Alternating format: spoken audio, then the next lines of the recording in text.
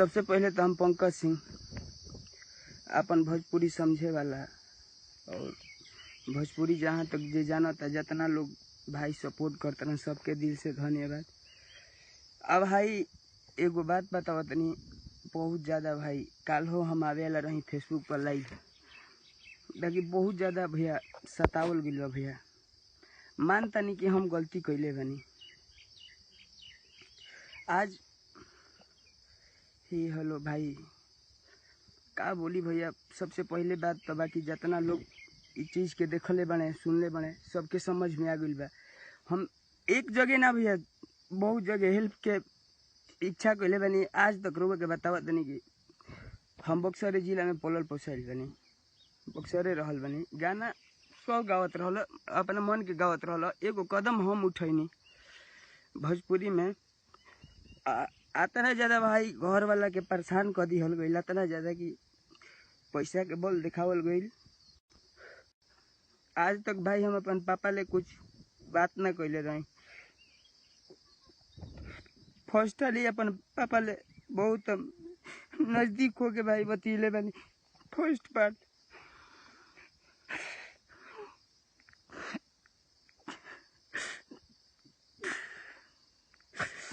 भाई पहला कलाकार रहे का ऐसा कि मैंने भोजपुरी में पहला हाली काम भइल रहे।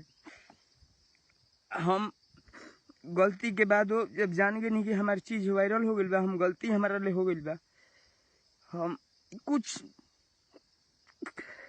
का बोली भैया, पहले तो समझ में नहीं खेवत, लोग भुला जाता भैया कि स्टार्टअप में का कैले बा। काल हम लाइव आवेला रही, मतलब इतना पैसा के जोर देखावल गई, इतना मतलब इतना बड़ा बड़ा पद ले फोन आवे लगल हमारा पर, कोई हमारा आगे पीछे ना रह भी, हम अकेले काल तक तो अकेले रही। आज इतना भाई के प्यार मिलल बा, आज सब कोई समझ चुकल बा कि कांड क्या होती है। ये बताई आज तक हम अपना पापा ले या अपना गर्जीवन ले, जहाँ तक मात्र हम अपना डोइया गांव, जहाँ हमारा डोइया गांव है, ऐसे हम दुल्लापुर में पलल पोसाइल बानी भैया। बक्सर जिला में दुल्लापुर गांव में हम पलल पोसाइल बानी। डोइया में मात्र हम भर लॉकडाउन में 1 महीना रहल रही भैया। उ जगह पे प्रशासन के भेजल गई और देखी हमरा ले गलती भई रहे का, हमारे उठा के कौन जना ले जीते का। अब 50 जना भैया कहता रहे कि 200 लड़का लेके आवत घरे ले बतियाई। लेकिन भैया एगो चीज याद करी का, हम ही कैले बनी। हमार बहन के नाम काजल है, तू गाना उतार दो, हम नाम ना लेम, आज केहू के नाम ना लेम, हम आप इसी जोड़म आपस, खाली हम आपन बात रउआ सब ले रखम, रउआ सब ले ई बात हम अतना खाली हम आपन बात बतियाई। हमारा केहू के मैटर में नहीं पड़े के भैया, जितना हमारा के जनता अब चाह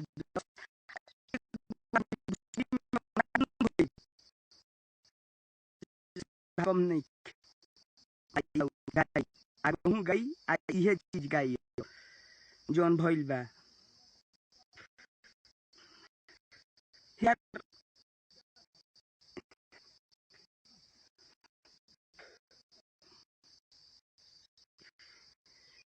से पहले तो हमारे आज के डेट में जे भाई मिल हम लाइव देखता रहे, लाइव बात करते नहीं, सब ले बतियाते नहीं। थैंक यू, एकदम सही। रोशन भैया बताओ भैया, अगर हमारा में गलती हो के तो तू गईले बड़ा, तू तो यार कौन गत पर नहीं गिर गई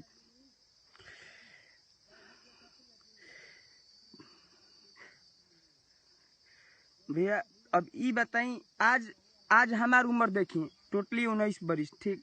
आज हम गलती कैनी आ वो हमारे के केहू उठा के भैया ले जाए कि कोनो जाने की हिम्मत ना रहे भैया। बहुत मतलब हमारा पुलिस प्रशासन के पैसा इतना दे देवल रहे कि हम अकेले लइका भैया पूरा मतलब कि हम परेशानी में पड़ गई। घरे कोई के पता ना रहे, एक बाइक सबके पता चलल, सब देखलस ई चीज हमार भाई। धन्यवाद सबके धन्यवाद। आ ई हम कॉल रिकॉर्डिंग रखले बानी, निमन धूर्त के कॉल रिकॉर्ड रखले बानी, जे कहता कि मतलब हम नहीं की चीज में हम नहीं कैले, सबके हमारे के कॉल रिकॉर्ड पड़ल बा। आ रउआ भैया एगो बात बोची कि 19 बरिस के पंकज सिंह है तरी छतिया पीटो तरन रउआ सबके खाली एथी ले एगो बात कही भैया तो हमारे लिए बहुत बड़ अपराध भई रहे, बहुत बड़ अपराध कईनी हम। माफी मांगे भैया हम गई रही, माफी मांगे हम गई रही, हमारा के यहाँ कोई ना आई रहे। अब माफी मांगे गईनी भैया, हमारा के फोन ले पूरा बात हो के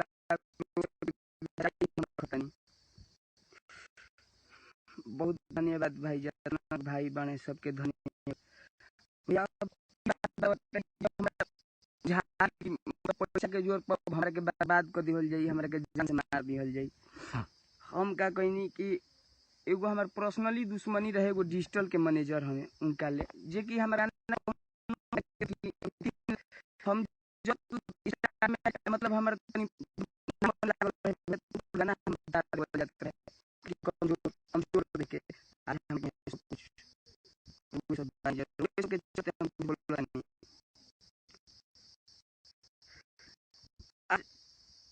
रउआ सब देखी कि का भइल ह आ का मतलब ई केहू ले छिपल नहीं भैया, केहू ले नहीं के छिपल। आ रहल बात तो आज हमारा संगे भाई हमार हो गइल बाड़े स, भाई हमार जितना बड़ आदमी बा हमारा खातिर भगवान जे हमारा के आज जियले बा, हमार भगवान रूपी जनता बाड़े। एकर ले ज्यादा पद केहू के नहीं खे, ये भगवान हमारा नजर में बाड़े, हरदम हम चरण में रहम भैया। लेकिन भैया देखी जब हम फोन कैनी उनका पर कि भैया ऐसा नहीं तो मैटर हो गया भैया, गलती तो हो गई बा। अब ये चीज के देखी हम बहुत मतलब शर्मिंदगी महसूस करता नहीं कि हम बहुत गलत काम कैले बनी बात नहीं भैया। कुछ नहीं हो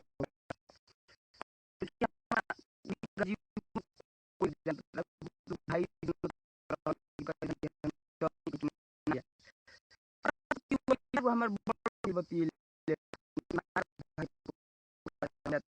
रहे कि घात कहीं से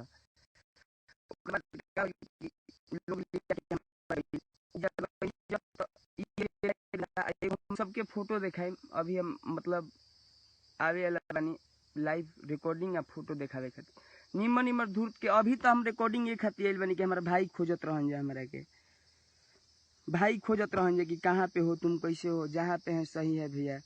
और देखिए भैया अब आपको बता रहे हैं नहीं अभी फिर भैया सुधीर भैया, अभी मान लीजिए मेरा उम्र कम है, आप हमसे वहाँ जो भी किए वहाँ पे जब मैं भैया गया होटल के अंदर गया तो देखा कि सब खा रहे हैं।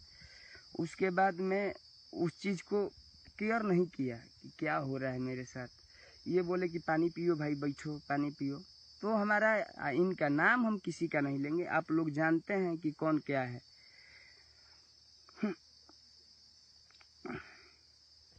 अब जान जी कि भैया जहाँ तक की बात पहुँचल सब मतलब कि देखिए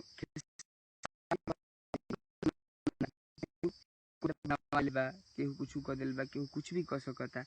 और हम लाइव में कहता नहीं भैया, अगर हम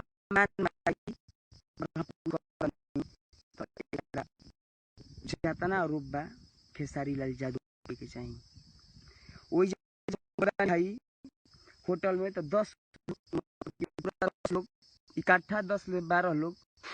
पहले एक लोग मेरे साथ कर लिया, पहले ही मार दिया मुझे। तो उस टाइम तक सब मैटर सुलझा दिया गया। उस टाइम हुआ कि चलो चलो हो गया। लाइव में हम यही बोलना चाहेंगे भैया कि एक हैं जो बोलते हैं कि तो हम किसका तो मैनेजर हैं भैया, आज तक तू माने कि चिरकुटा ही कैले रह। अब तारे के पूरा बिहार के जनता, पूरा यूपी बिहार आ पूरा जहाँ तक इंडिया में चर्चा हो रहा बा सब दानी फोन मत करी जाए, सबले हम बतिया कुछ बात के सपोर्ट घंटा के टाइम मिल गए रहे कि तार के मार के फेंक दिहल जाए। ये 200 जनता हमें बक्सर में 200 भाई हमें कि एक ही हाली में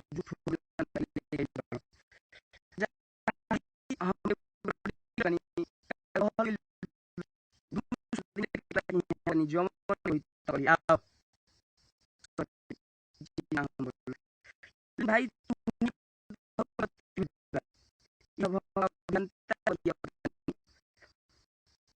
और हम और तारे का भाई कब कती तू हमारे सहे तो भाई गलती भरा गलती कोई ना हो के चाहिए और चीज मत बनी तू जा 10 आदमी रखले बड़ा 10 आदमी हमारे एक लइका आ जतना चीज बोलल बा पॉइंट पर बोल 1 पॉइंट बोल रही मतलब जोर बोला समझ लीजिए जोर देके सब पीठी में हाथ लगले बा कि का ले बा सीसीटीवी कैमरा महीनों चल बा। आज हम रउआ सबके थाना लेके जाइब वो जगह पे सब चीज क्लियर हो जी रउआ सबके थाना के यार जनता मेरे साथ है थाना पे तो विश्वास नहीं गया अभी दौड़ा दौड़ा के मुझको इतना बुरा स्थिति कर दिया था कि भैया मैं सुसाइड कर लिया होता। और भैया बता रहे हैं इसी बीच मैं बड़े भैया बहुत इज्जत देते हैं सुधीर भैया जी का मेरे ऊपर सपोर्ट आया कि बेटा तुम मेरे यहाँ आओ तुमको कोई दिक्कत नहीं है तुम मेरे यहाँ रहना। भैया मुझे बहुत सपोर्ट किए। देखिए भैया मैं तो गलत किया हूँ ये मैं मानता हूँ कि मैं गलती किया हूँ। तुम सही हो पंकज नहीं भाई मैं मानता हूँ कि मैं गलत किया हूँ लेकिन एक बात बताइए वहाँ पर मैं छछन रहा था व्हाट्सएप कॉलिंग से उनसे बात हो रही थी जितना देर बात हुआ है कम से कम लगभग वो गाली ही देते आ रहे थे गाली मुझे दिए हैं गाली के अलावा कुछ नहीं दिए हैं मुझे।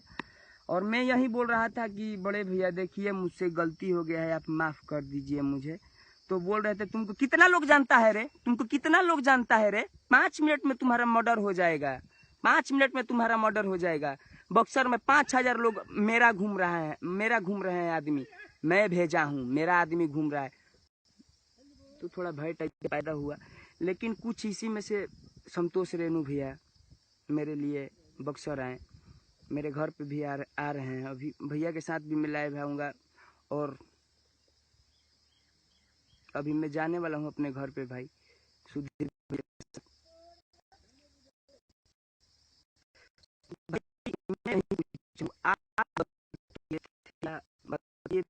मैं गलती खाली हम गलती करता नहीं भैया खाली हम ये बात चाहता नहीं भैया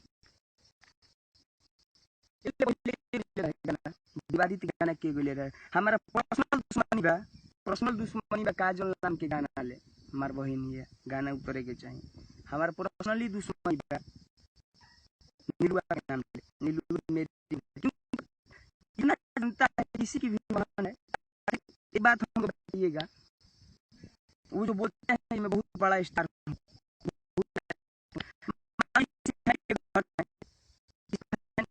जनता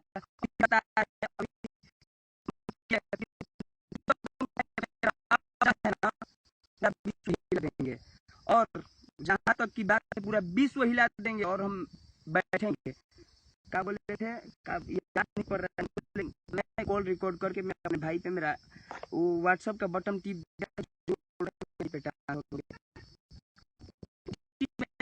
शेयर करने वाला हूँ चीज शेयर करूंगा आप सुन लीजिएगा सब लोग की धारणा देंगे हम धरना पर बैठ जाएंगे तो सोच लो तुम्हारा क्या हो जाएगा। बोलते थे कि तुमको कितना लोग जान रहा है रे तुमको कौन बचा लेगा रे गाली देके तुमको कौन बचा लेगा रे कोई सवाल है कि तुमको बचा लेगा। छपरा में ही हूँ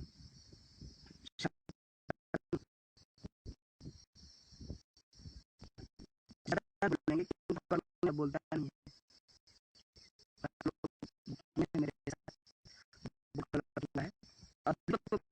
और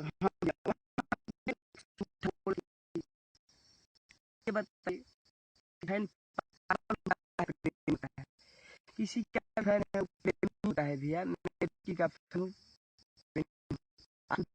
1 लाख भैया है क्यों नहीं टक्कर भाई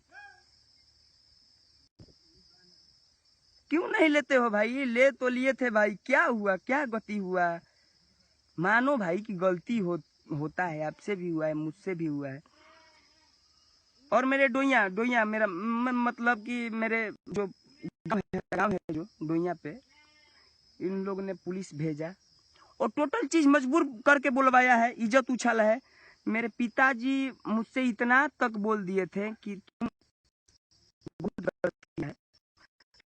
सही बात भी है कि मैं गलत किया, लेकिन पिताजी हैं, पिताजी कहते हैं कि कोई इसको लोग खत्म करने पे गया है। आना, बाद में 200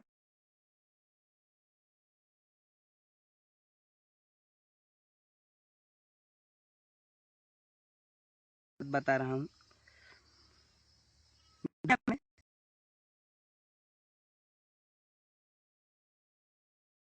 तो रेनू भैया, मनोज आर पांडे भैया, अरे लेवल के लोग हैं भाई, लेवल के लोग हैं। नहीं आट नहीं सकते भाई, वहां पे नहीं आट सकते भाई, नहीं आट सकते, नहीं आट सकते। ये मैं बोल रहा हूँ कि नहीं आप आट सकते, क्योंकि वो लोग बनाया है भैया। वो सब लाइव कट जा रहा है,